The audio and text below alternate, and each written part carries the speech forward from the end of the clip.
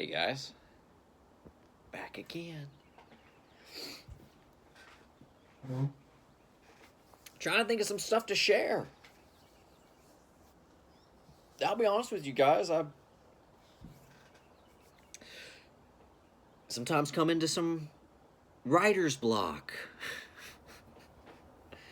I guess is one way to describe it.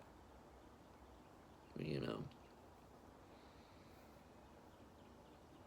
I like to share things that are new. You know, don't want to repeat the same thing. So one thing came to mind. I'm going to share another dream. I'm a seer. A lot of my visions come in dream. So let me weave one for you.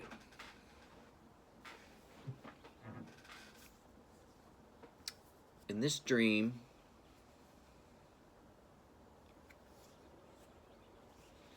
I'm in like a room, like a hall, not like a hallway, but like a dining hall. There's tables, long tables, chairs, kind of like something you would see at a family reunion, right? My family used to do reunions pretty often, and they'd rent out places at like the state parks and stuff like that. And, you know, sometimes they have like those shared spaces, you know, that'll have like a kitchen and all that. And families rent them out, cook, and get together, hang out all day, throw horseshoes, that kind of type stuff. You know, kids running, playing football. Some good times. I actually remember that. My folks are good at making chicken and dumplings. They do that old school chicken and dumplings with hard-boiled egg in it. Wasn't always a fan about that part, but a lot of it was good. Old Southern food. Anyway, all right, back to the dream.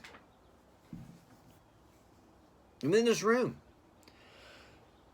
and there's people there in the room, right? And I'm talking, and I end up sitting in front of this older gentleman, and I feel a air of wisdom to him, but I also feel that he's in mourning in a way.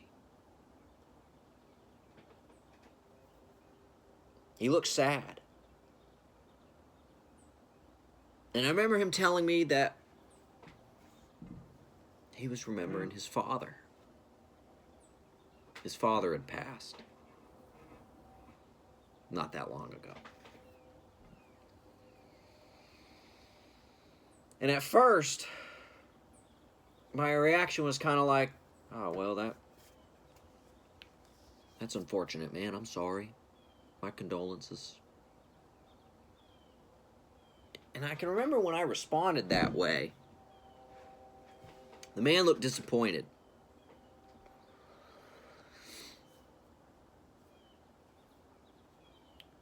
And at that moment, I realized I was in a dream. Most of the time, especially nowadays, I usually become aware I'm in a dream pretty early. But anyway, at that time, I realized I'm in a dream. And when I realize I'm in a dream, I decide that I'm going to change up my question. And I'm going to go a little more personal. And I said, well, hold on. I said, well, tell me about your dad. What was your dad like? What was his favorite time of year? And as soon as I asked that, the man then looks at me and smiles. He was happy with that phrase, with that question. And then, at that moment, I recognized who he was.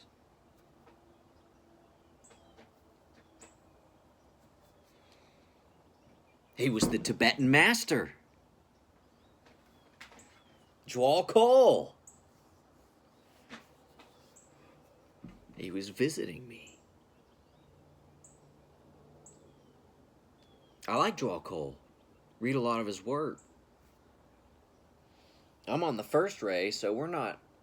I wouldn't consider him as my guru per se, but but we're close. Anyway,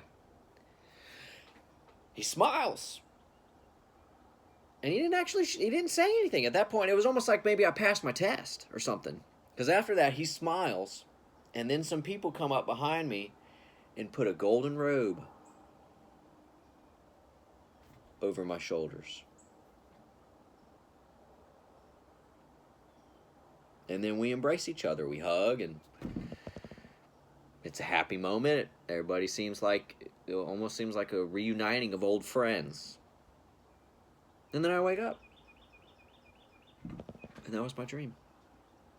A more happy dream. I have happy dreams. They're not always super intense. Just a lot.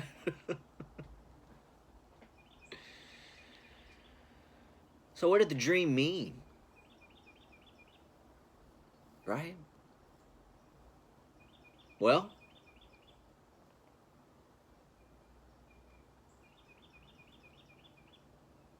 it meant to dig a little deeper. You notice when I first just was like, yeah, well, my condolences. He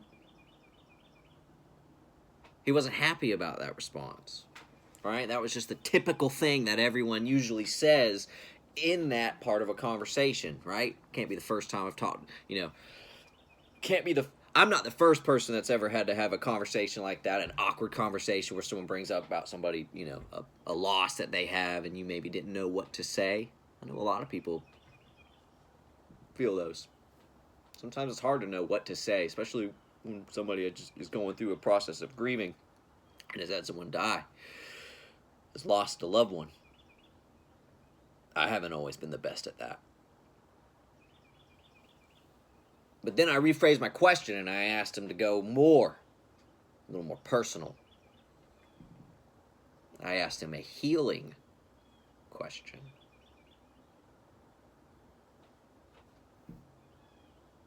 And then with his smile and embrace and donning of the golden robe over my shoulders, I took that as a sign is that I passed the test. I said the right thing. I asked the right questions.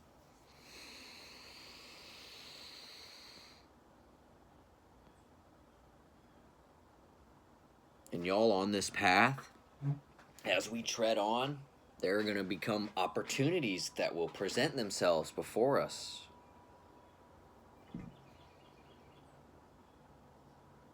And are we going to have the eyes and the ears to see and hear, to be able to perceive when the opportunity, the moment that we are in, is one that is orchestrated and guided by the spiritual hands, by the hands of the Spirit?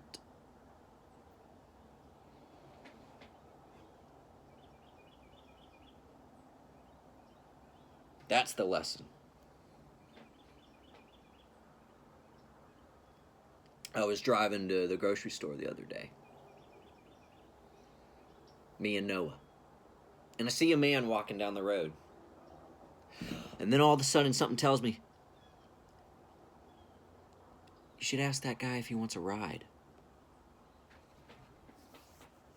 I thought that was weird. That's weird. Why would I ask that guy if he wants a ride? He doesn't want a ride. Why would he want a ride? But I kept feeling the nudge. So I turn around. And I go and I ask the guy for a ride. If he wants a ride. And it just started sprinkling. And he declined. He said no. I continued on my way. But I did what the Spirit was leading me to do.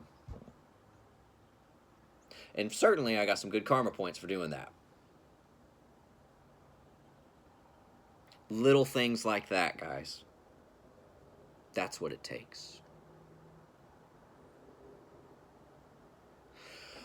I was at the store one time. And these guys, they're working. They're like merchandiser reps, He's building up a castle of, man, it's got to be a hard job too.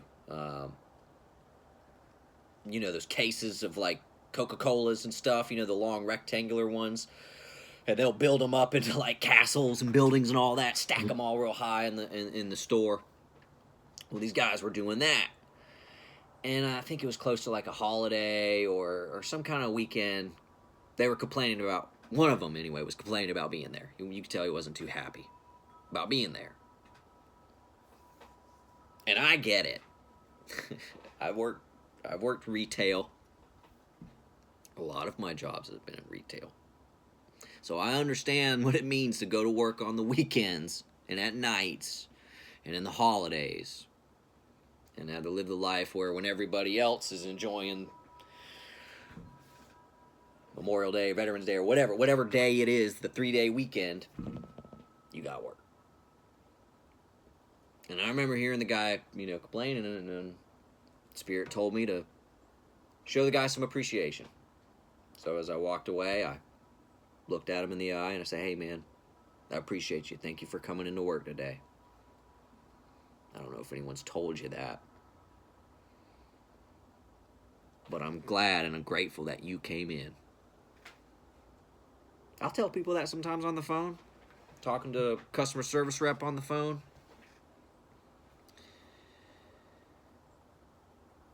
You'd be surprised how a little kindness goes a long way.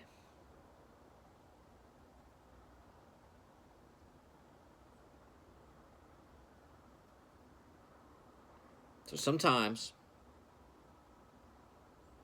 we have to dig a little deeper than just our typical programmed response. Yeah, I'm going.